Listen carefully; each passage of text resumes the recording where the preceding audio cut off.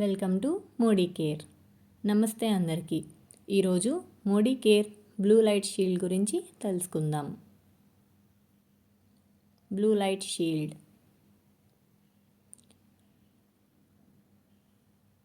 What is a blue light?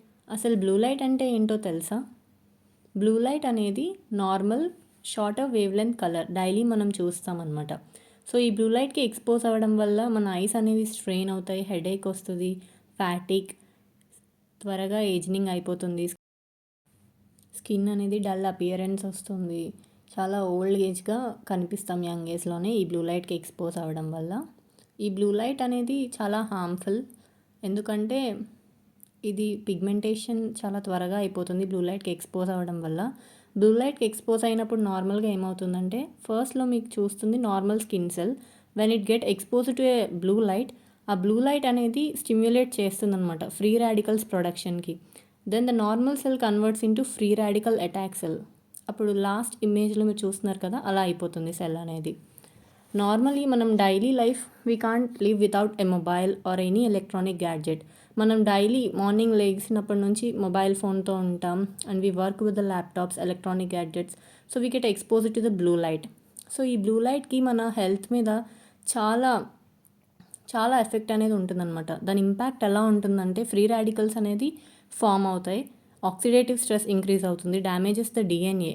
ఓవరాల్గా మన skin అనేది చాలా ఎఫెక్ట్ అవుతుంది, త్వరగా హైపర్ పిగ్మెంటేషన్ ఛాన్సెస్ అనేది చాలా ఎక్కువగా ఉంటుంది, హై ఇన్ఫ్లమేషన్ కూడా. ఆక్సిడేటివ్ స్ట్రెస్ వల్ల డిఎన్ఏ అనేది డ్యామేజ్ అయ్యి కొలాజన్, ఎలాస్టిన్ ఫైబర్స్ అనేవి వీక్ అవుతాయి. మీరు చూస్తున్నారు కదా ఇప్పుడు ఇమేజ్లో, ఆ స్కిన్ సెల్ మీద ఈ బ్లూ లైట్ అనేది అలా బ్లూ లైట్ పడంగానే ఏమవుతుందంటే it stimulates the free radicals అనమాట. సో లాస్ ఆఫ్ కొలాజన్ అనేది మనం చూడొచ్చు.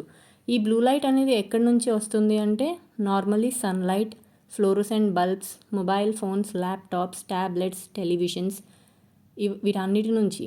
సో డైలీ మనం బ్లూ లైట్కి ఎక్స్పోజ్ అవుతూనే ఉంటున్నాం, మన చిల్డ్రన్ అయినా మనమైనా.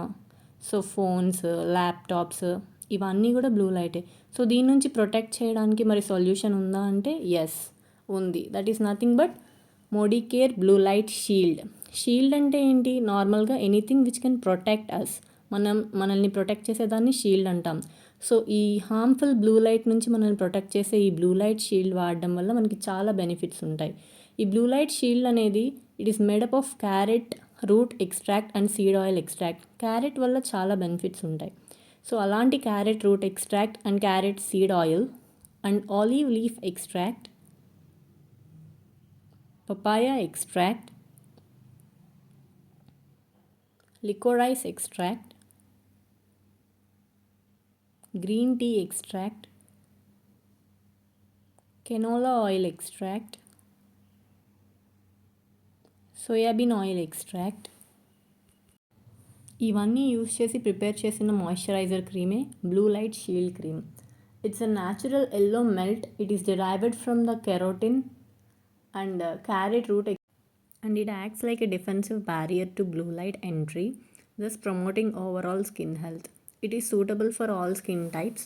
అన్ని స్కిన్ టైప్స్ వాళ్ళు కూడా యూస్ చేయొచ్చు. And it is dermatologically tested. It is 100% wagon. It is sulphate free. Generally మనం బాడీ అంతా కూడా కవర్ చేస్తాం ఎక్సెప్ట్ ఫేస్. సో ఫేస్ అనేది ఎక్కువ ఈ బ్లూ లైట్కి ఎక్స్పోజ్ అవుతుంది.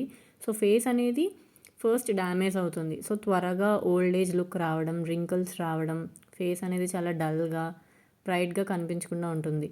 ఈ బ్లూ లైట్ షీల్డ్ యూస్ చేయడం వల్ల ఫేస్ అనేది ఎప్పుడు కూడా ఫేస్లో మాయిశ్చర్ కంటెంట్ ఉండి హైడ్రేటెడ్గా ఉంటుంది.